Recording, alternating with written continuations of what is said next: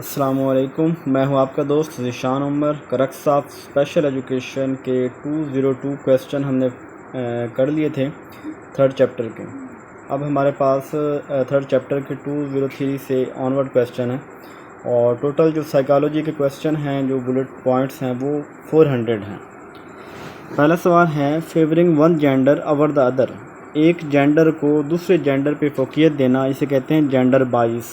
यानी अगर आप फीमेल जेंडर है, आप उसको अगर फोकियत दे रहे हैं मेल जेंडर पे या मेल को फीमेल पे दे रहे हैं किसी भी हवाले से, किसी भी काम के हवाले से, तो उसे जेंडर बायस करेंगे। इसी तरह एक और कंसेप्ट होता है, वो होता है स्टीरियोटाइप।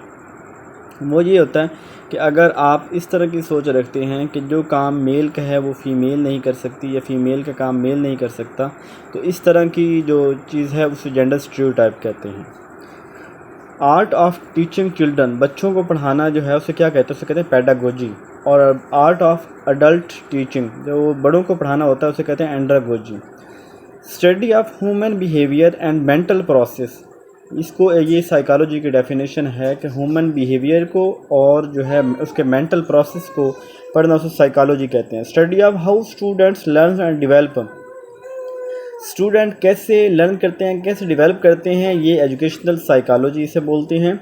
और disorder in which student have difficulty learning, वो डिसऑर्डर जिसमें जो है स्टूडेंट को लर्निंग में डिफ़िकल्टी होती है, उसे कहते हैं लर्निंग डिसेबिलिटी। यानी जिस में मसला होता है लर्निंग में, तो उसे लर्निंग डिसेबिलिटी बोला जाता है।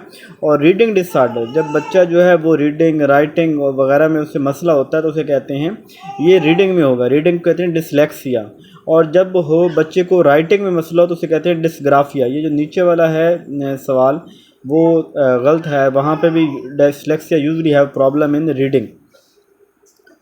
अच्छा जी, problem of cognition and adaptive behaviour, और जो कॉग्निशन दिमाग के साथ ताल्लुक़ है और अडाप्टिव बिहेवियर, तो ये कौन सा होगा? ये मेंटल रिटार्डेशन होगा। यानी जिस बच्चे को मसला है, सोचने में दिमागी मसला है या वो किसी बिहेवियर को अडॉप्ट करने में मसला है, तो वो मेंटल रिटार्डेशन, इसे दिमागी मसला है, दिमागी उसकी जो है वो माजूरी है। 212 क्वेश्चन है, currently mental retardation is called, जो मेंटल रिटार्डेशन है, दिमागी जो माजूरी है, उसे क्या कहते हैं? उसे कहते हैं इंटेलेक्चुअल डिसेबिलिटी। कुछ लफ्ज़ हैं जिनको आपने जब भी आए तो आपने उनका जो सिनोनिम है, यानी अगर माइंड आता है, इंटेलेक्चुअल आता है, कॉग्निटिव आता है, तो ये जो है ना आपस में समझे कि सिनोनिम है, आपस में ये लफ्ज़ बदलते रहते हैं। इंटेलेक्चुअल का मतलब भी वही है, कॉग्निशन का मतलब भी वही बनता है, माइंड का मतलब भी वही बनता है। 213 है, relating current information with previous learned. ये जो एक लॉ है उसका, थॉर्नडाइक के जो दूसरे सेकेंडरी लॉज हैं, उसमें एक है लॉ ऑफ एनालॉजी। और लॉ ऑफ एनालॉजी ये होता है कि जब हमारे पास करंट इन्फॉर्मेशन को प्रीवियस इन्फॉर्मेशन जो हमारे पास होती है उसके साथ जोड़ते हैं, उसके रिलेट करते हैं, तो उसे एनालॉजी बोलते हैं। Thinking of all possible solution to a problem, किसी भी मसले के हवाले से जो पॉसिबल सोल्यूशन, यानी देखिए आपके सामने कोई मसला आया तो आप उसके ऊपर गौर व फिक्र करते हैं और उसके मैक्सिमम सोल्यूशन ढूंढते हैं कि ये भी हो सकता है, ये भी हो सकता है, ये भी हो सकता है, तो इसको कहते हैं ब्रेन स्टॉर्मिंग, दिमाग के ऊपर जोर दे के उसके मसले का हल निकालना। 215 है, step by step procedure to solve the problem. Step by step procedure जो होता है उसे कहते हैं एल्गोरिदम। एल्गोरिदम होता है तरतीब के साथ एक step by step process. Next है, merely copying behaviour without understanding its meaning, यानी किसी के बिहेवियर को कॉपी करना बग़ैर अंडरस्टैंड किए कि वो उसके मतलब को समझे बगैर, तो उसे कहते हैं डायरेक्ट मॉडलिंग। डायरेक्ट मॉडलिंग, ये कुछ हैं मॉडलिंग के हवाले से आगे भी सवाल आएंगे, तो इसको थोड़ा सा ज़हन में बिठा लें कि जब आप किसी के बिहेवियर को अडॉप्ट करें विदाउट अंडरस्टैंडिंग कि उसका मतलब क्या है, तो उसे कहते हैं direct modelling.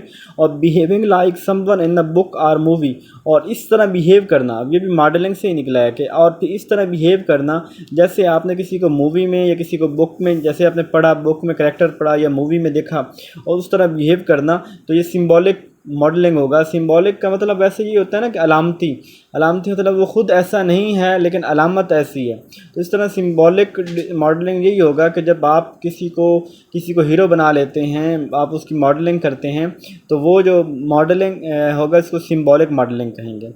218 integrating behaviour of several models to form new behaviour. जब मुख्तलिफ बिहेवियर को मिला के मॉडल बिहेवियर मॉडल को मिला के एक नया मॉडल बिहेवियर मॉडल बनाया जाए तो उसे कहते हैं सिंथेसाइज। सिंथेसाइज का मतलब ये होता है जोड़ना। मैंने आपको बताया था एनालिसिस करना, उसका मतलब होता है ब्रेक करना, छोटे छोटे हिस्से में पार्ट्स में तकसीम करना। और सिंथेसाइज का मतलब होता है उनको कंबाइन, जब एज ए होल चीज़ को लें, कंबाइन करें, नई चीज़ बनाएं, उसको सिंथेसाइज मॉडलिंग कहेंगे। इंटरनलाइज सेल्फ टॉक, जो खुद के साथ जो सेल्फ टॉक होती है उसे इनर स्पीच कहते हैं। यहाँ पे जो है ना वो 3-4 तरह के कंसेप्ट बनते हैं कि अगर यही इनर स्पीच खुद के साथ बातें करना वेगॉट्स और उसकी पियाजे की थ्योरी में आ जाए तो उसे कहते हैं ईगोसेंट्रिक। और अगर यही चीज़ आ जाए उसकी थ्योरी में, वेगॉट्स्की की थ्योरी में, तो उसको इनर स्पीच, प्राइवेट स्पीच तो ये कहते हैं। और ये इसमें एज का फ़र्क होता है। यहाँ पे बाकी ऑप्शन होता है तो हम मज़ीद इसको एक्सप्लेन कर देते हैं। 220 है exchange of thoughts through verbal and non verbal means, कि थाट्स को वर्बल और नॉन वर्बल में, इससे कम्युनिकेशन का जो हम बातें कर रहे होते हैं तो जो ज़बान से बोल रहे हैं, जो हमारे पोस्चर, गेस्चर, जो हमारा फेस एक्सप्रेशन है, वो सारी कम्युनिकेशन वो नॉन वर्बल कम्युनिकेशन होगी। साइंस ऑफ साउंड, साउंड जो है ना इसको फेनोलॉजी कहते हैं, फोनोलॉजी। और स्मॉलेस्ट यूनिट जो साउंड का है उसको कहते हैं फिनोम्स। और जो हमारी लैंग्वेज होती है इसका स्मॉलेस्ट यूनिट होता है मॉर्फीम्स। याद रख लें कि जो साउंड की बात आएगी तो फोनोलॉजी, फिनोम, ठीक है, यानी फिनोम्स का सिंगल यूनिट है और फोनोलॉजी साउंड की स्टडी को कहते हैं। और इसी तरह जो मॉर्फीम्स है, ये जब लैंग्वेज हो, लैंग्वेज के स्मॉलेस्ट यूनिट मॉर्फीम होता है। और जब मुख्तलिफ वर्ड्स मिला के कोई सेंटेंस बनाया जाए तो उसे कहते हैं सिंटैक्स, सिंटैक्स। और जब किसी इंग्लिश के या किसी वर्ड्स के हम मीनिंग की बात कर रहे होते हैं, उसका मतलब स्टडी कर रहे होते हैं, उसे कहते हैं सेमेंटिक्स। और जब हम किसी सोशल एस्पेक्ट, यानी लैंग्वेज है और वो किसी सोशल एस्पेक्ट के साथ उनको देख रहे हैं तो उसे कहते हैं प्रैग्मेटिस्ट कहेंगे। इसके बाद 227 क्वेश्चन है स्पॉन्टेनियस नॉइसेस ऑफ इन्फेंट। जो बच्चा जो है ना, बच्चे की जो पैदा होता है तो शुरू में वो ऐसी आवाज़ें निकालता है कि जो उसकी नेटिव लैंग्वेज से मुख्तलिफ होती हैं, जो उनकी या इंग्लिश बोलते हैं, उर्दू बोलते हैं, हिंदी बोलते हैं, उस लैंग्वेज से मुख्तलिफ होते हैं। तो वो बच्चा जो शुरू में उसे कहते हैं कूइंग। और ये आई थिंक ये चलती है कि 2 महीने से ही शुरू हो जाती है और 8 महीने कहाँ तक चलती है। उसके बाद जो है ना बच्चा जो है वो अगली जो कुछ एज के बाद बच्चा जो बबलिंग करता है, तो बबलिंग जो है तो ये कुछ ना कुछ हमारी जो कौमी ज़बान होती है, जैसे इंग्लिश बोलते हैं तो इंग्लिश में बा, माँ, इस तरह के कुछ ना कुछ उस ज़बान से उसका मिलती होती है तो उसे कहते हैं बबलिंग। यानी पहले कूइंग आती है फिर उसके बाद बबलिंग आती है। 229 है student in danger of failing to complete basic education at risk. जब बच्चा जो है वो danger of failing to complete basic है, जब बेसिक एजुकेशन से उसको जो है ना वो ख़तरे में है कि वो उसमें भी फेल ना हो जाए तो इसे एट रिस्क कहते हैं। अच्छा, inability to sit act without thinking, पहले एक्ट 230 है एक्ट विदाउट थिंकिंग, कि बग़ैर सोचे जो है ना वो एक्शन लेना, तो इसे कहते हैं इम्पल्सिविटी। इम्पल्सिविटी जिसे हम वैसे हम अगर पंजाबी में किसे कहते हैं अथरा है, बहुत तेज़ है, बहुत चालाक है। तो ऐसे लोग यानी जो काम करने से पहले सोचते नहीं हैं, इम्पल्सिव होते हैं, फौरी यकदम जो है ना वो कोई एक्शन ले लेते हैं, कोई बुरी हरकत कर देते हैं सोचे बगैर, तो इसे कहते हैं इम्पल्सिविटी। और इनएबिलिटी टू सिट स्टिल, के इनएबिलिटी टू सिट यानी कि कोई बच्चा जब सुकून से बैठ ना सके, जो बच्चा कोई सुकून से बैठ नहीं सकता तो उसे कहते हैं हाइपर एक्टिविटी। यानी हाइपर एक्टिविटी ये नहीं होगा कि एक बच्चा आपने उसे बिठाया तो वो खुद उठ के कोई ना कोई चीज़ छेड़े बैठे होगा, किसी चीज़ को गिरा देगा, यानी जैसे बच्चे जिनको सुकून नहीं मिलता, और उसको जो है ना वो हाइपर एक्टिविटी कहते हैं। 232 क्वेश्चन है language disorder regarding making of sounds.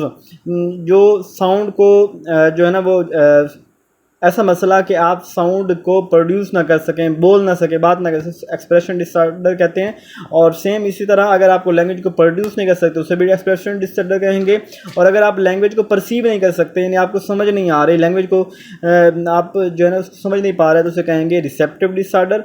और डिफ़िकल्टी इन अगर आप प्रोनाउंस नहीं कर पा रहे लैंग्वेज को तो उसे कहते हैं आर्टिकुलेशन डिसऑर्डर, यानी जिसमें आप लैंग्वेज को प्रोनाउंस नहीं कर पा रहे।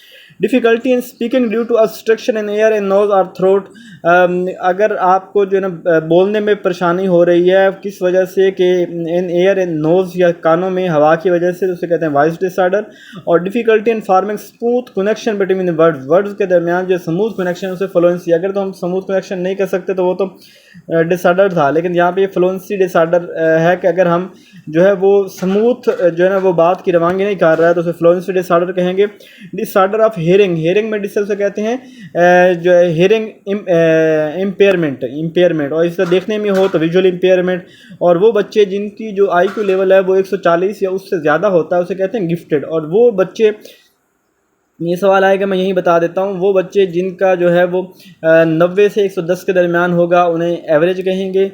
वो बच्चे जो 110 से ज़्यादा होंगे तो वो हायर और सुपीरियर होंगे, और 90 से 170 तक भी नॉर्मल ही गिना जाता है, नहीं लो एवरेज। और जो 70 से नीचे होंगे उसको रिटार्डेशन में काउंट करेंगे।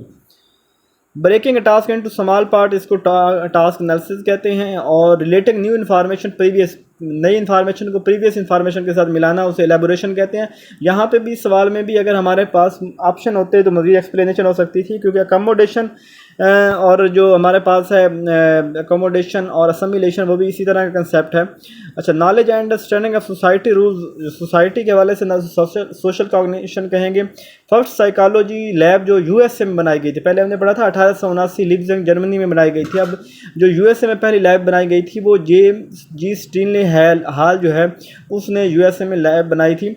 और education must be based on child need, ये जॉन डेवी की बात है। और treatment of mental behaviour disorder with drug, यानी मेंटल के दिमागी मसला ये बिहेवियर डिसऑर्डर को ठीक करना ड्रग के वजह से कीमियोथेरेपी कहते हैं।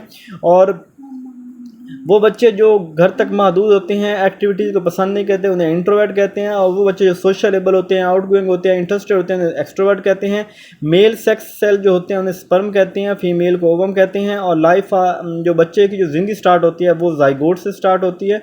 French surgeon discover speech centre in brain, यानी जो फ्रेंच सर्जन जिसने स्पीच सेंटर इन ब्रेन में जो उसने डिस्कवर किया उसे उसका नाम था पॉल बरोसा। और इस स्पीच सेंटर यानी लैंग्वेज के प्रोडक्शन के रिलेटेड जो स्टडी है इसे कहते हैं बरोसा एरिया। जो लैंग्वेज, पहली बात तो ये कि ब्रेन लैंग्वेज के ऊपर जो स्टडी थी, ब्रेन स्पीच के ऊपर जो डिस्कवरी थी वो एक फ्रेंच का सर्जन था जिसका नाम था पॉल बरोसा। और इस बरोसा ने जो ब्रेन के ऊपर जो उसने लैंग्वेज की प्रोडक्शन के हवाले से जो स्टडी किया उसको बरोसा एरिया कहते हैं। और ब्रेसो एरिया जो है लैंग्वेज की कंप्रीहेंशन में जो काम करता है इसको कहते हैं वर्निक एरिया लैंग्वेज कंप्रीहेंशन में। अच्छा जी, फर्स्ट प्रोफेसर साइकोलॉजी का जो पहला प्रोफेसर था USA में उसे कहते हैं जेम्स मैकेन, यानी first professor of psychology James मैकेन USA का था। और पहली जो who open first psychology clinic ये लाइटनर विटमर USA, यानी पहला जो प्रोफेसर था साइकोलॉजी का वो था मैकीन, MCKEN मैकीन USA, जेम्स मैकीन जो पहला प्रोफेसर था और जिसने पहली क्लिनिक बनाई थी साइकोलॉजी के ऊपर उसे लाइट विटमर कहते हैं।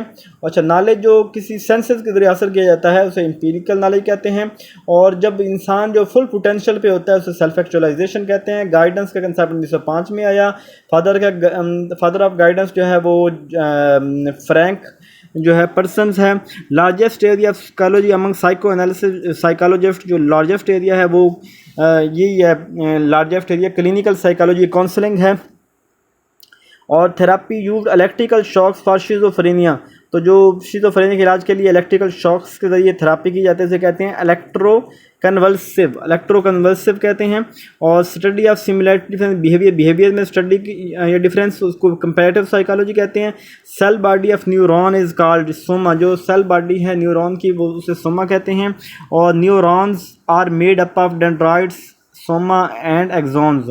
पहले के सेल बॉडी ऑफ न्यूरॉन उसे सोमा कहते हैं। और जो न्यूरॉन है ये तीन चीज़ों से मिलकर बनते हैं, dendrites, soma and exons.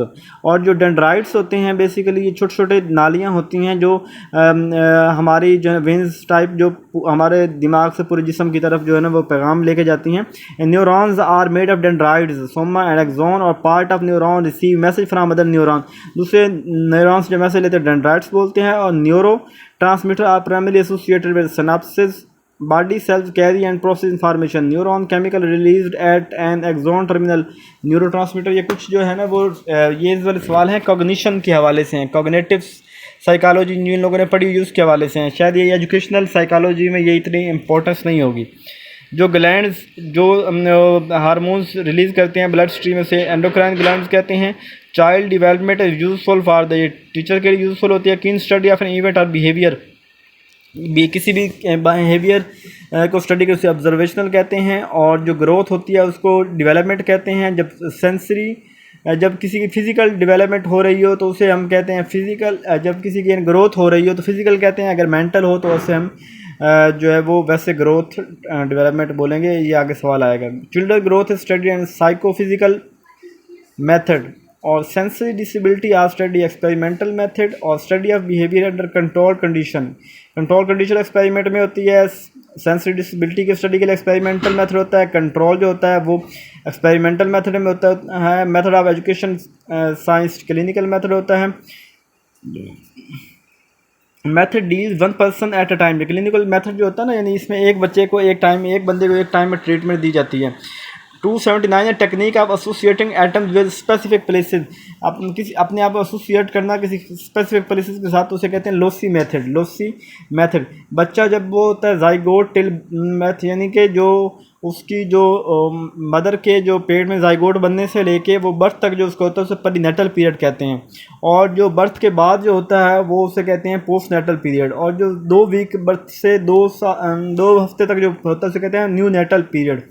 Cognition का जो ताल्लुक है माइंड के साथ है, गिफ्टेड का 140 होता था, एवरेज का जो 90 से 110 होता था, स्लो लर्नर का 70 से 90, और आईक्यू जो है वो चाइल्ड विद मेंटल रिटार्डेशन वो 70 से कम होता है। स्टेम का फार्मूला आईक्यू का क्या है 100/MA/CA। 1905 में इंटेलिजेंस का कंसेप्ट दिया था बेनेट ने, जो है ना वो सबसे पहले जो है वो इसका जो है इंटेलिजेंस टेस्ट डेवलप किया था। Scholastic aptitude synonym with intelligence. Scholastic aptitude इसको कहते हैं। वेस्कुलर स्केल जो है वो भी इंटेलिजेंस को मेजर करने का टेस्ट है। इंटेलिजेंस मेजर ये इंटेलिजेंस मेजर से हम एकेडमिक जो पोटेंशियल है उसको मेजर कर सकते हैं। Intelligence test help to measure the age of, इससे इंटेलिजेंस मेंटल एज मालूम कर लेते हैं, और इससे mental age of children indicate, उससे मेंटल मैच्योरिटी को बताती है। आईक्यू इंडेक्स ऑफ आईक्यू जो है ना वो ये रेट ऑफ मेंटल डेवलपमेंट है।